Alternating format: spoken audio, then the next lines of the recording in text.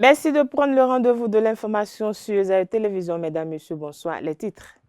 Le gouvernement béninois va procéder dès le jeudi 20 février 2025 à la commercialisation des 20 000 logements sociaux construits dans la cité de Ouedo à Boumé-Calavi. On fait le point dans ce 19h. Après le coup du 8 janvier 2025, l'armée béninoise a subi une nouvelle attaque terroriste ce week-end. C'était sur une de ses positions dans la commune de Karimama. On en parle dans ce journal. En politique, le parti Foscori pour un Bénin émergent FCBE a tenu le week-end dernier sa première session ordinaire pour l'année 2025. Cette rencontre a été l'occasion pour Paul Ronquet et ses pairs de se prononcer sur plusieurs sujets d'actualité, dont l'affaire complot contre l'autorité de l'État et l'audit du fichier électoral. Plus de détails dans un instant.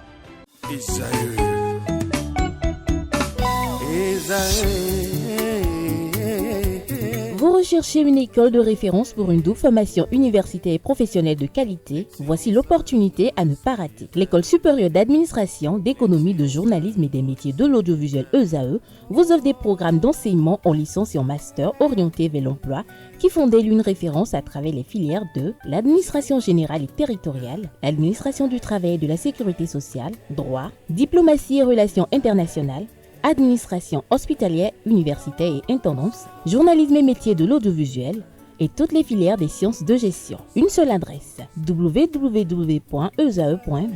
Rendez-vous dès maintenant sur nos campus ESAE Bedjromende au numéro 90 93 65 21 ou au numéro 98 98 14 00. Paracourt sur le numéro 52 46 12 12. À Boumé-Calavi au numéro 52 88 44 44. À Kpakpa au numéro 52 88 33 33. ESAE, l'excellence à un nom.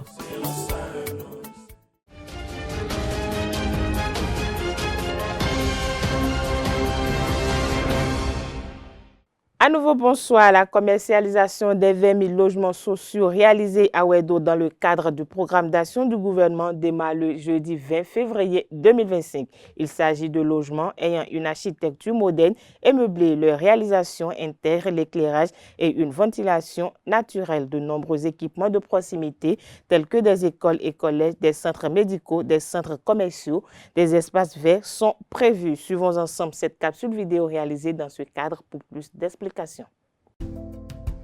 Le gouvernement béninois est fier de présenter une réalisation majeure de son programme d'action. Le programme 20 000 logements, une initiative qui reflète son engagement à offrir des conditions de vie dignes à tous les citoyens. Conçu pour répondre aux besoins croissants en logement, ce programme est une pierre angulaire de la stratégie de développement durable du pays. Il met l'accent sur l'accès à des infrastructures de qualité et favorise le développement des communautés locales. Destiné aux fonctionnaires, artisans, agriculteurs, commerçants, salariés du privé et même à notre diaspora, ce programme est ouvert à tous ceux qui cherchent un avenir meilleur. Chaque logement est pensé pour répondre aux besoins réels des familles, avec des sites situés entre autres à Paracourt, Porto Novo et Ouedo. Le programme garantit une implantation stratégique pour permettre à tous de vivre à proximité des services essentiels. Ces cités modernes incarnent un modèle d'urbanisme responsable. Dans un souci de transparence, chaque demande est traitée avec rigueur par le comité d'attribution des logements. Le processus est clair et accessible à tous via une plateforme numérique simplifiée. Le programme 20 000 logements n'est pas qu'une initiative, c'est un symbole de progrès et d'espoir. Il offre aux citoyens un espace où ils peuvent bâtir un avenir serein dans un cadre durable et inclusif. Parce que chaque Béninois mérite un toit digne, le gouvernement agit. Le programme 20 000 logements, c'est l'assurance du confort moderne accessible à tous. Lancement officiel le 20 février 2025. Pour en savoir plus, rendez-vous sur www.programmelogement.bj.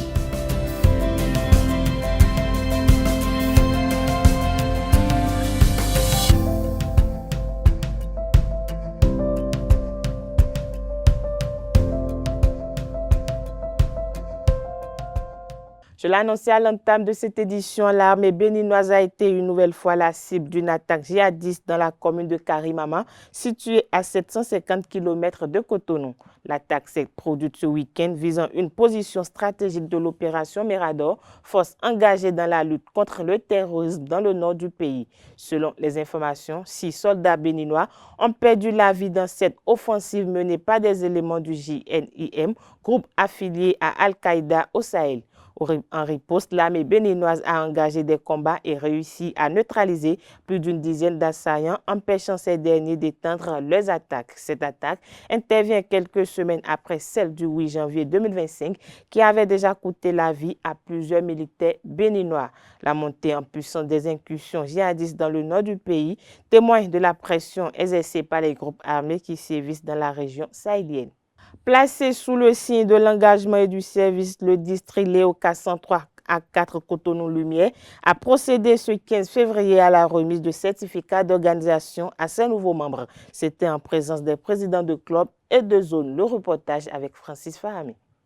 Cultiver chez moi-même les qualités de bonne humeur, de service et de loyauté qui doivent être les caractéristiques du membre Léo en toutes circonstances. L'association internationale Lions Club s'agrandit. Les Lions et Léo de la zone 11 du district K103 à 4 ont célébré l'arrivée d'un nouveau membre dans leur famille. Il s'agit du Léo Club Cotonou-Lumière, une réalisation qui relève du fruit de plusieurs mois de travail acharné. Depuis ma prise de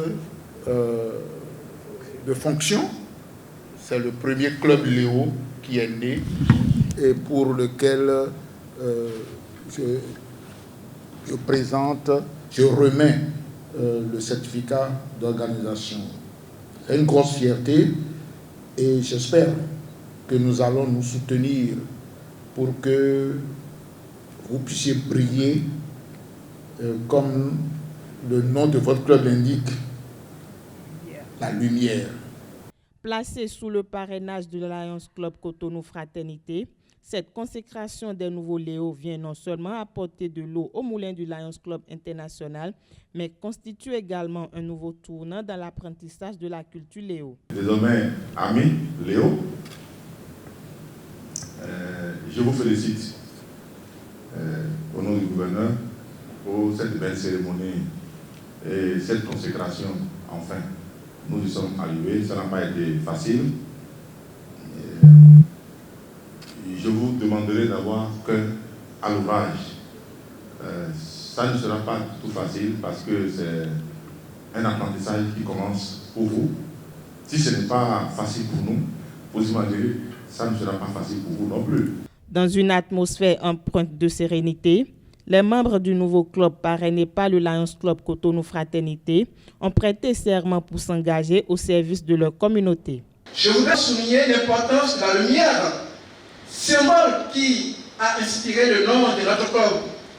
Cette lumière représente l'espoir, le partage et la transmission des valeurs humaines essentielles. Elle nous guide dans notre mission d'apporter un soutien concret à nos communautés et de former des leaders responsables et éclairés. En ce moment solennel, je nous invite à vivre cette aventure avec passion et détermination, tout en restant fidèles à nos principes. Apprenons à être des vecteurs de changement, à inspirer par notre engagement et à œuvrer ensemble pour un avenir meilleur. Cette remise de certificat est une opportunité pour renforcer les liens entre les clubs et encourager un engagement continu envers le service et la solidarité. De s'arrêter. Quand il sort maintenant, il faut travailler. C'est le moment de travailler. C'est le moment de redoubler d'ardeur. Donc je vous encourage en fait à ne pas relâcher et à continuer par travailler. C'est le moment de pouvoir, ensemble avec votre président, fondateur, mettre en place une vision pour votre club. Ce que vous voulez de votre club dans 5 ans, dans 7 ans, il travaille maintenant et poser les bases. Avec foi, les amis Lion et Léo font contribuer ainsi au mieux-être des couches favorisées de la communauté à la grande satisfaction des responsables de la région. Nous allons nous battre pour le faire aller partout. Vous avez été formés, vous connaissez les causes mondiales essentielles pour lesquelles nous sommes engagés et pour lesquelles nous travaillons. Et nous sommes fiers à Cotonou, Fraternité, d'avoir du renfort avec nos Léo, d'être désormais avec nous sur le chantier, sur le terrain, pour nous battre, pour aller aider nos communautés partout où c'est nécessaire, qu'on doit le faire. Le président et ses amis Léo entament ainsi une nouvelle page de leur vie, une mission noble qui va leur permettre de servir la communauté pour s'accomplir. En politique, le bureau exécutif national de la Foscori pour un Bénin émergent FCBE a réuni ses militants pour la première session ordinaire de l'année 2025. Ces assises ont été tenues sous le thème « La FCBE plus forte et plus déterminée à Cotonou » dans un complexe hôtelier de la place. Le reportage est signé Francis Olafahami. La FCBE plus forte et plus déterminée. C'est autour de ce thème que les travaux de la première session ordinaire de l'année 2025 de la Foscori pour un Bénin émergent ont été menés. Et le secrétaire exécutif national et les membres du bureau exécutif national et les responsables à divers niveaux s'engagent dans une nouvelle dynamique pour le compte de cette année charnière sur le plan politique. À l'heure actuelle, point n'est plus besoin de polémiquer. Aucune contestation de notre part ne pourra aboutir.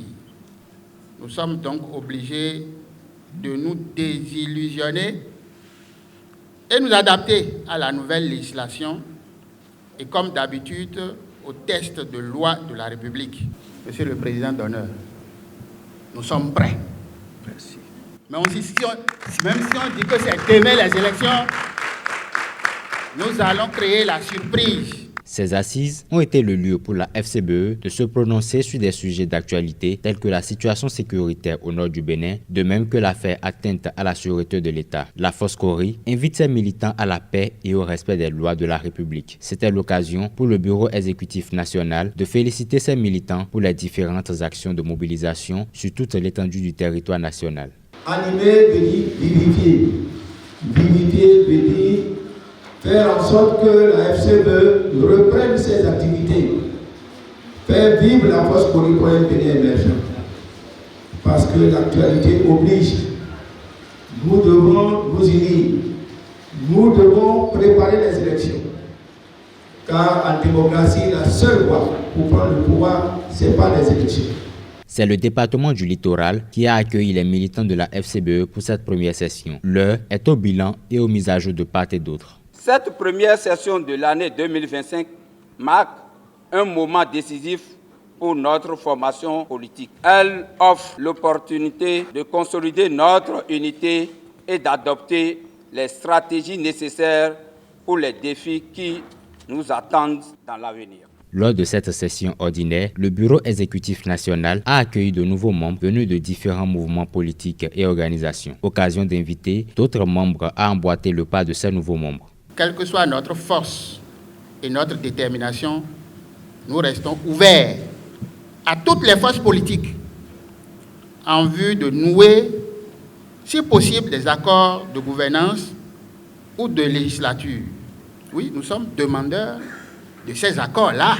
Cette première session ordinaire de la Foscori pour un Bénin émergent FCBE intervient quelques jours avant la célébration du 35e anniversaire de la Conférence nationale des forces vives de la nation du Bénin, un tournant décisif de la démocratie. Au cours de ces assises, le secrétaire exécutif national Paul Ngoukpe s'est prononcé sur l'affaire atteinte à la sécurité de l'État ayant impliqué l'homme d'affaires Olivier Bokor et l'ancien ministre des Sports Oswald Omeki, ainsi que sur la situation sécuritaire au nord du pays. Suivons ensemble un extrait de son argumentaire. Notre parti s'apprête à relever le défi du nouveau code électoral en allant à la conquête de l'électorat. Le défi dont il est question, vous le savez, c'est d'abord être capable de réunir 20%, et pour nous autres, c'est plutôt 30%. Comme les archers, il faut viser plus loin pour être sûr d'atteindre l'objectif le plus proche. Le défi, c'est la capacité de réunir les candidats, leurs dossiers. Et cela passe forcément par l'obtention des quitus fiscaux. Chers camarades, payez vos impôts. Il faut déjà payer les impôts. C'est un rappel. Eh bien, le président l'a dit Et ça doit être pris en compte dans ce défi. C'est déterminer les électeurs à retourner aux urnes. Les pourcentages de votants réunis jusqu'ici, eh bien, le PH l'a dit, ne nous honore pas. Je crois que chacun d'entre vous s'engage alors à travailler, à améliorer la participation donc de nos concitoyens. Restons toujours au parti politique FCBE où on a recueilli pour vous les propos de Paul Rompert au sujet des différentes modifications apportées au nouveau code électoral béninois.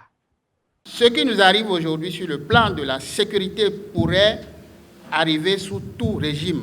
En réalité, dans cette périlleuse situation, toutes les composantes de la nation et en particulier les partis politiques doivent être solidaires du gouvernement et demander plus de moyens pour nos forces de défense et de sécurité qui méritent en tout temps nos soutiens et encouragements. C'est le lieu pour nous de nous incliner une fois encore devant la mémoire de nos vaillants soldats qui ont péri au front, les armes à la main, défendant l'intégrité du territoire béninois. Beaucoup de courage à leurs familles respectives. Notre parti a choisi depuis 2019 la non-violence et le respect des lois de la République. Nous pensons que le temps des coups d'État est révolu. C'est pourquoi nous prenons acte de la décision de la justice suite à cette affaire qui a failli ébranler notre pays. Nous pensons qu'aucune formation politique digne ne devrait faire l'apologie de coups d'État. Encore moins, aucune frustration ne doit nous pousser à choisir cette voie.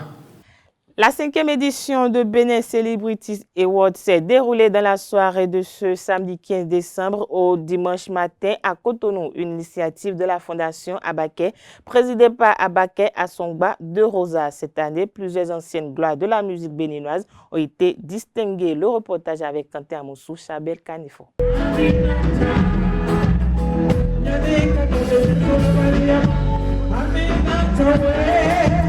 C'est dans cette ambiance que s'est déroulée la 5e édition de Benin Celebrity Awards, une initiative de la Fondation Abaké riche en distinctions. Cette année, l'événement a connu une particularité avec la mobilisation des artistes de renom de la sous-région. On parle de Aïcha Kone, Maman Aïcha, et on a quand même le prince Senango, le Cameroun qui est là. On a M. Oli qui est béninois et qui vit en Côte d'Ivoire, qui fait des merveilles, et on va le célébrer. Et puis oui, on a quand même on a essayé de casser la baraque cette fois-ci et monter le Benin Celebrity Award à un autre niveau. Un événement qui a vibré aux couleurs de la musique africaine.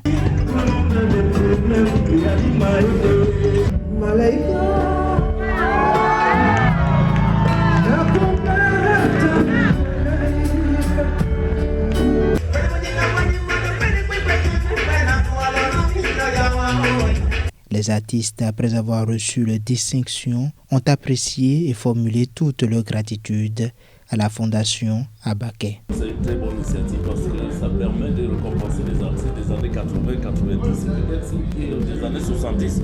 Donc c'est une très belle chose, c'est une très bonne chose, donc je suis très content.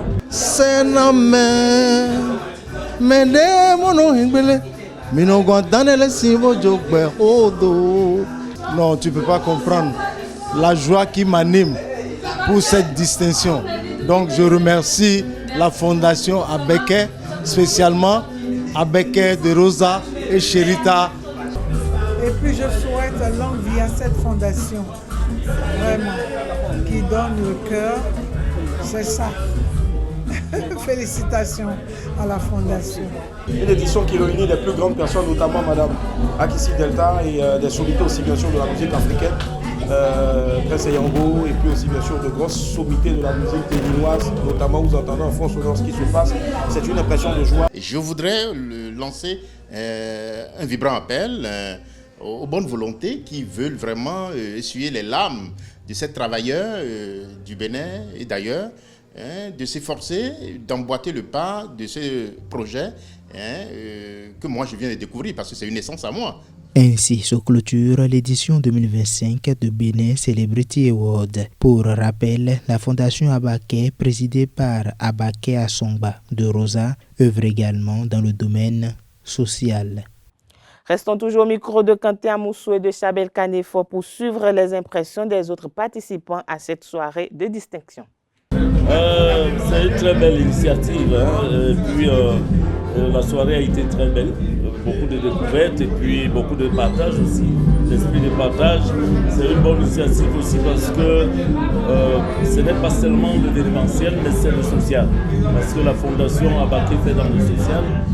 Je pense que c'est les initiatives de la Fondation.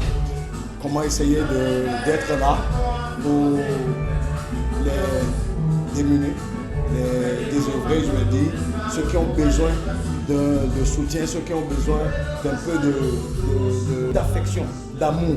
Et c'est cet amour-là que Abaké Fondation donne, partage. Et c'est pour cette cause noble que je suis invité ce soir. Je vais dire merci à la Fondation. Et vous savez, notre showbiz là, c'est pas encore à terme, mais c'est presque. Et quand il y a des distinctions comme ça, c'est que ça nous donne la force de continuer, de ne pas se baisser les bras, de continuer de travailler, de donner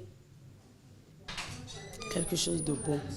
Et je remercie la Fondation parce que avec les vidéos sur les enfants que j'ai vues, moi ça m'a motivée parce que j'aime les enfants. Et la génération d'aujourd'hui, ils ont besoin d'un suivi. Les enfants d'aujourd'hui, ce sont nos futurs. Si on ne les prépare pas aujourd'hui, ça va être difficile pour nous demain. Donc tout ce que la Fondation fait, je leur dis merci beaucoup de continuer à nous élever, à nous donner de force, nous les artistes. Parce que le showbiz d'aujourd'hui, vraiment, on ne se décourage pas, on est dedans parce que ce n'est pas l'argent, ça nous nourrit nous. Je pense que c'est une bonne chose, mais l'essentiel est que ça soit fait dans les règles de l'art. Et c'est ce qui est plus important, reconnaître le talent des artistes de leur vivant, c'est ce qu'il nous faut. Je félicite toute l'organisation, l'équipe, ainsi que la directrice et la promotrice même de cette célébration. Vraiment, bon vent, que Dieu les accompagne dans cette gracieuse organisation, on pourra dire, et c'est pour nous un grand honneur, nous les artistes. Par rapport au décès récurrent que nous remarquons aujourd'hui, moi je vais vous dire quelque chose.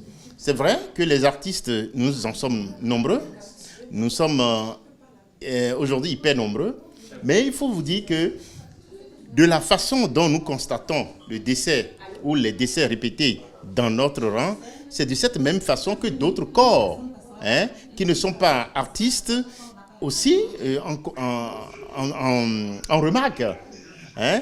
Donc c'est déplorable. C'est avec une tristesse que je suis en train de m'exprimer en ce thème-là. Dans le souci d'améliorer la qualité des services d'identification au Bénin, l'Agence nationale d'identification des personnes ANIP a simplifié le processus d'obtention du document aux populations avec la plateforme e-service anip.bj. Cette innovation vise à réduire les tracasseries administratives et à permettre aux citoyens de finaliser leurs démarches depuis leur domicile. Grâce à cette plateforme, plus besoin de se déplacer en mairie pour finaliser la demande. Après avoir obtenu la fiche de résidence auprès du chef de quartier ou de village, le citoyen peut désormais compléter sa demande en ligne et recevoir son certificat de résidence en quelques minutes. Avec cette nouvelle mesure, l'ANIP entend faciliter la vie des Béninois en leur offrant un service rapide, efficace et sécurisé. Une réforme qui témoigne des efforts continus du gouvernement pour une administration moderne et performante. Dans un autre registre, à présent, le Club des planificateurs économètres CPE a officiellement lancé ses activités de l'année 2025 par son nouveau projet, le Grand Invité de l'Éco. C'était en présence de plusieurs étudiants. Le reportage avec Anaël Vianedo. planification statistique, notamment économique de façon générale. Ainsi démarre l'initiative du Club des planificateurs économètres CPE intitulée « Le grand invité de l'éco ». Ce projet qui va permettre aux aînés accomplis de partager leurs expériences professionnelles et leurs connaissances sur des thématiques est né d'un constat. Nous avons constaté qu'en réalité, les cours académiques qui sont enseignés dans les universités ne suffisent plus pour préparer les gens au marché du travail. Pour ce premier numéro, le grand invité de l'éco a été Antonin Dossou. L'ancien ministre a entretenu les apprenants sur le thème « Quel avenir pour les métiers de planificateurs, de statisticiens et d'économistes dans un monde en profonde mutation ?» De cela, les étudiants et professionnels en retiennent plus d'un. On a parlé des différentes compétences à acquérir avec la révolution du numérique, les différentes compétences dont on aura besoin pour pouvoir suivre la tendance. Et on a aussi fait un point sur les enjeux et les opportunités. Aujourd'hui, moi j'ai beaucoup appris parce que, d'une part, moi, depuis un bon moment, j'étais un peu dans le doute par rapport au planificateur. Je suis planificateur. Donc je me disais, est-ce que à la fin, je pourrais faire ci, faire ça? Mais aujourd'hui, grâce à monsieur, j'ai compris que même en étant planificateur, tu peux exercer dans les domaines comme l'économie. Tu peux exercer un peu partout. Tu peux même être un philanthrope, un entrepreneur. À toi de savoir comment gérer et comment créer. Pour son premier pas, cette initiative qui a rassemblé plus de 300 étudiants est très appréciée. Je suis là à l'invitation du club des planificateurs économètres que je connais depuis quelques mois, quelques années. Et donc je trouve que c'est une excellente initiative. Il y a un temps, 8 mois je crois, c'était une conférence publique à Golden Tulip que nous avons donnée.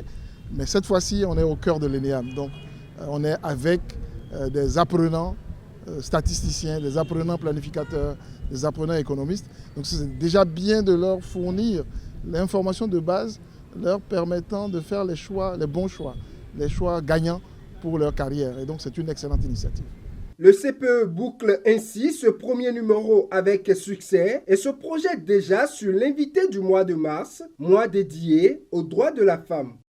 Parlons santé dans cette édition, 4 mois après la tenue du Congrès mondial de lutte contre la drépanocytose. Dr Constant Vaudouret, le président de l'association Doris, organise du Congrès, dresse le bilan au micro de Calès Kitoman.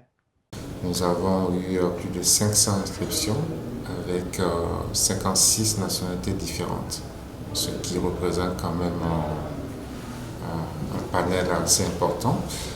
Et quelque chose aussi qui était très important, c'est que nous avons pu avoir des médecins, des infirmiers et des aides-soignants de tous les hôpitaux du Bénin. C'était un objectif qui était atteint, ce qui veut dire que dans tous les hôpitaux du Bénin, on a entendu, il y a des gens qui ont eu cette formation et c'est quelque chose qui est très bénéfique pour le pays. Le retour, oui, il y a eu, j'ai eu beaucoup de messages, de félicitations, surtout la partie scientifique ou médicale, tout s'est très bien passé. Le programme était très bien pour la plupart des participants. Donc le retour est positif. On a eu beaucoup de félicitations, d'encouragement aussi, parce que ça n'a pas été toujours facile d'organiser un congrès de cette envergure. Quand les progrès viennent, je pense que les informations sont passées, ce qui est important pour nous. Après, les gens on n'a pas le bénéfice tout de suite. Je veux dire sur le plan médical, c'est quand les gens recevront des patients qu'ils auront l'occasion de se souvenir de ce qu'ils ont appris pendant cette formation. C'est aussi une formation pendant ce congrès. Et donc, le bénéfice est à venir, de toute façon. Praticien, finalement. Mais c'est un sujet qui reste d'actualité, que nous allons aborder dans les prochains mois à venir. Et les gens qui sont venus d'ailleurs, ça veut dire qu'ils n'ont pas pu vraiment se rendre compte de la situation de la drépanocytose au Bénin. Si, puisqu'il y a eu des présentations pour montrer une cartographie de la drépanocytose au Bénin. Et donc voilà, il faut dire que dans un congrès, il y a beaucoup de choses. Cette partie-là n'a pas été abordée pour différentes raisons d'organisation et de tout. Mais c'est un sujet, comme je dis, qui reste d'actualité et que nous aurons l'occasion d'aborder. En fait, ce sujet, ça fait à lui seul un congrès. Okay. Donc c'est ça. Okay. Le congrès, on va retourner à Strasbourg au mois d'octobre prochain. Donc on a été très heureux de pouvoir organiser ce congrès pour la première fois en Afrique et dans d'autres pays. Maintenant, nous allons retourner à Strasbourg et puis dans les années à venir, probablement, on retournera dans un autre pays d'Afrique. Culture, dans cette édition, Daïrou Théâtre a présenté la pièce Le Fou Noir les 13, 14 et 15 février à la Bourse du Travail de Cotonou, une de Arrigo Boito qui transporte la lutte entre esclaves et esclavagistes à une partie d'échecs nocturnes. Ouenou, Joël Lokossou, Stéphane Lamotte et les sœurs Teriba ont incarné les personnages de cette pièce. Le reportage avec Alex Kitoma.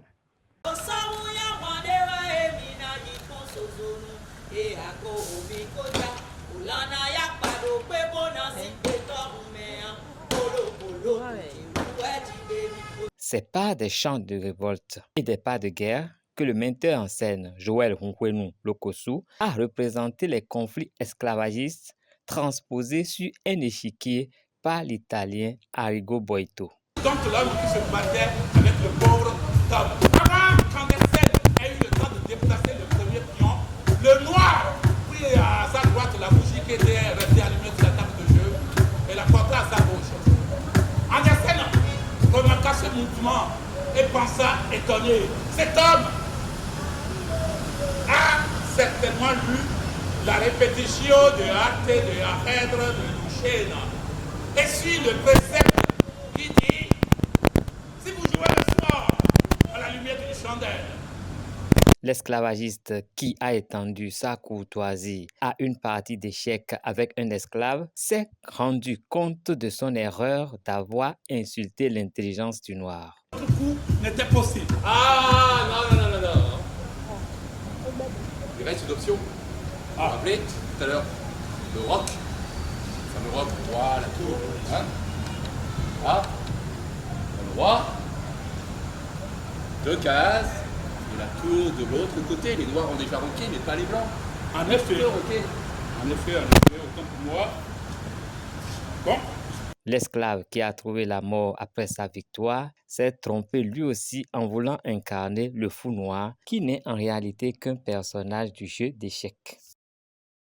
Cette édition se poursuit hors de nos frontières. La Commission électorale nationale indépendante CENI du Togo a proclamé ce dimanche les résultats provisoires des élections sénatoriales. Sur les 41 sièges à pouvoir, le parti présidentiel togolais Union pour la République, qui dirige le pays, a raflé 34, loin devant les autres formations politiques. Dissident de l'Alliance nationale pour le changement ANC, exclu du parti peu avant l'élection sénatoriale pour avoir contesté la décision du parti de ne pas prendre part au scrutin, Robert Olympio, candidat indépendant sur la liste, a déclaré être très heureux d'appartenir au peuple comme tous les autres. Il revient donc au président de la République de nommer le tiers restant, c'est-à-dire les 20% des sénateurs, pour que l'institution soit au complet. Le Sénat devra siéger après la publication définitive par la Cour constitutionnelle. Mahmoud Ali Youssouf, ministre des Affaires étrangères et de la coopération internationale de Djibouti, a été élu président de la Commission de l'Union africaine lors du 38e sommet de l'organisation tenu ce week-end à Addis Abeba. Élu pour le mandat 2025-2028, Youssouf succédera ainsi à Moussa Faki Mahamat, ancien premier ministre tchadien qui a achevé 2 mandats consécutifs de 4 ans à la tête du bloc continental regroupant 55 États membres. Il a remporté cette élection face à Raila Odinga, ancien premier ministre du Kenya, et Richard Randriamadroto, ancien ministre des Affaires étrangères du Madagascar. Le chef de l'État ukrainien Volodymyr Zelensky se rendra ce mardi à Ankara, le jour où Américains et Russes se retrouvent pour la première fois depuis février 2022. Son déplacement à Ankara interviendra le jour même où le secrétaire d'État américain Marco Rubio doit rencontrer à Riyad le chef de la diplomatie russe Sergei Lavrov. Cette rencontre à ce niveau sera la première depuis le début de l'invasion de l'Ukraine par la Russie en février 2022. Elle doit permettre ainsi de poser officiellement les prémices de négociations sur l'Ukraine. Sport dans cette édition pour boucler, les hommes de Audio CNSS Sport ont reçu l'autopopo le samedi 15 février 2025 pour le compte de la 18e journée de la Ligue professionnelle de football. Au thème de la rencontre, c'est les visiteurs qui s'imposent sur le score d'1-0. Suivez dans cet élément les impressions des deux entraîneurs au micro de Anaël Vianedo. Une défaite, ça fait mal naturellement. Nous avons tout donné cet après-midi. Et malheureusement, on n'a pas pu égaliser. Et on perd le match, on perd 3 points très précieux dans la course pour le titre. Je suis très satisfait. Ils ont abattu un travail énorme cet après-midi. On n'a pas été très concentrés offensivement et nous avons raté pas mal d'occasions. À part ça, je suis très satisfait de la position d'ensemble de mon équipe cet après-midi, malgré qu'on a fait la défaite. Aujourd'hui, ce qu'ils ont fait par rapport aux autres matchs, ils ont respecté les consignes. On a travaillé ce match de la sorte que l'équipe adverse ne développe pas son jeu qu'il avait l'habitude de développer. Nous savions que c'était une équipe qui joue depuis derrière et quand tu les empêches de jouer avec les deux ex-centraux, c'est l'un des organisateurs qui est devant l'attaquant de pointe, parfois qui sort, il demande le ballon parce que le gardien a un très bon jeu de pied. Mais cela aussi, on les avait dit aux gosses de faire de telle sorte que si on isole les deux axes, que cet organisateur ne vient pas recevoir du gardien de but. En plus de cela, on les avait dit qu'ils ont le numéro 22 qui est un excentré, un gaucher mais qui joue côté droite. Donc à chaque fois, quand leur équipe a le ballon sur le sort de balle, il va jusqu'à l'intérieur pour demander le ballon. Et quand il demande le ballon, on lui laisse 1 mètre. Ce qu'il fait, ce sont des passes à l'intérieur qui va à l'attaquant numéro 17 qui est très rapide, ou bien qu'il fasse un changement de jeu. Compte tenu de tout ça, qu'on les a vu jouer contre Panthère, on les a vu jouer l'autre jour un match amical contre Coton Sport. Et à partir de là, on a préparé notre match vraiment pour les contrecarrer. Et en plus de cela, on avait demandé aux gosses aussi que sur le plan offensif, nous avons développé un jeu, parce que nous savions que leurs axes centraux sont de grosse taille, un tout petit peu.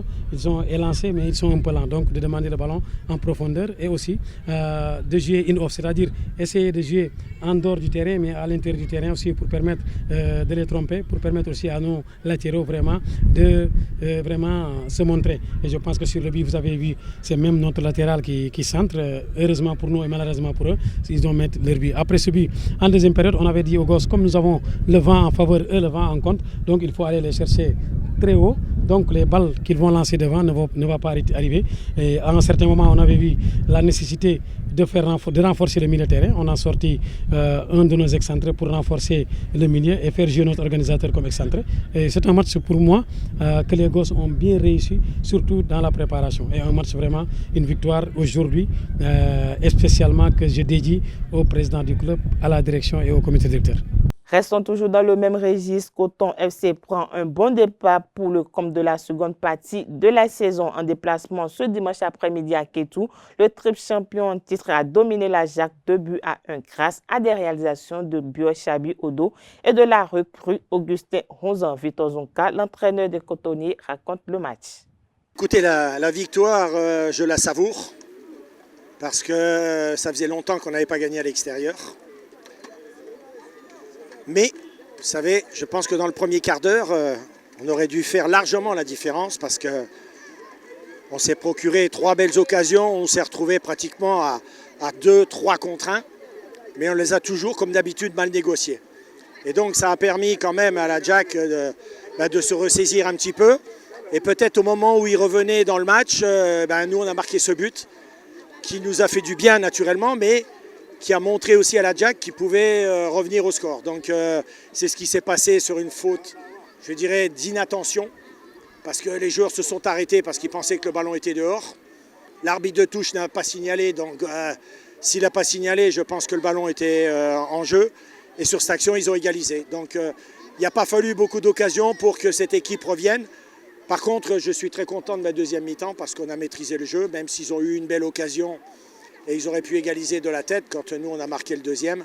Donc je dirais qu'après notre premier match de reprise, une équipe qui n'est pas encore tout à fait au point, avec naturellement des nouveaux qui sont arrivés et qui n'ont pas encore le timing et le physique pour être encore avec nous.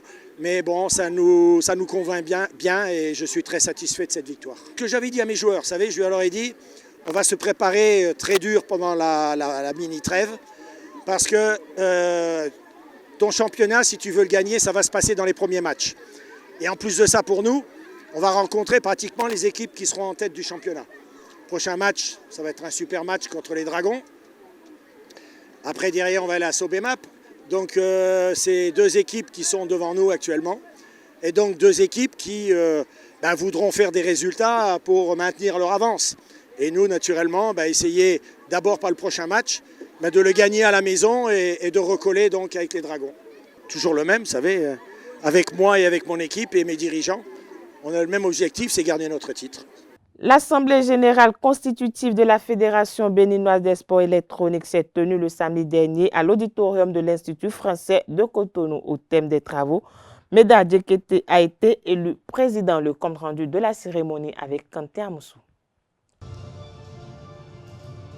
La Fédération béninoise des sports électroniques FBSE vient d'être portée sur les fonds baptismaux. Au terme des travaux de l'Assemblée générale constitutive, Meda Djekete prend les rênes du premier bureau de 13 membres élus et annonce les couleurs. Je suis vraiment heureux d'être à la tête de cette fédération.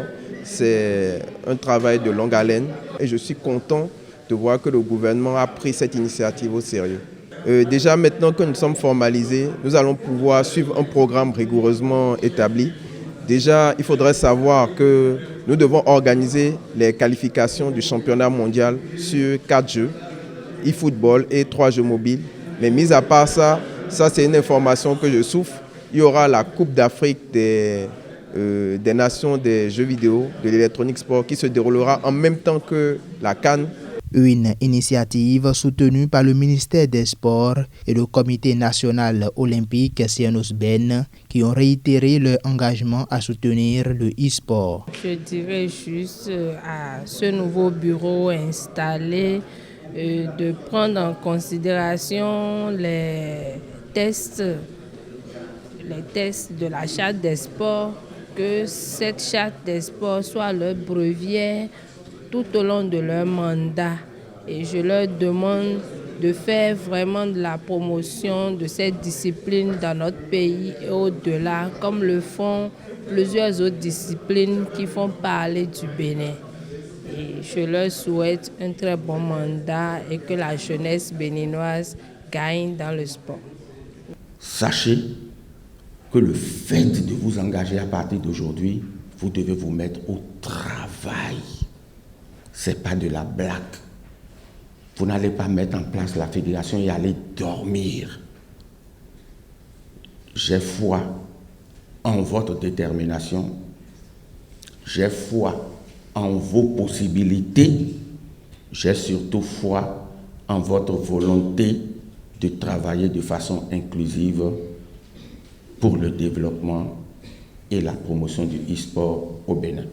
Cette initiative marque un tournant pour la professionnalisation des compétitions des jeux vidéo au Bénin. Voilà, c'est sur cette note sportive de l'Assemblée générale constitutive de la Fédération béninoise des sports électroniques que prend fin cette édition. Merci de nous avoir suivis. Agréable soirée à tout un château.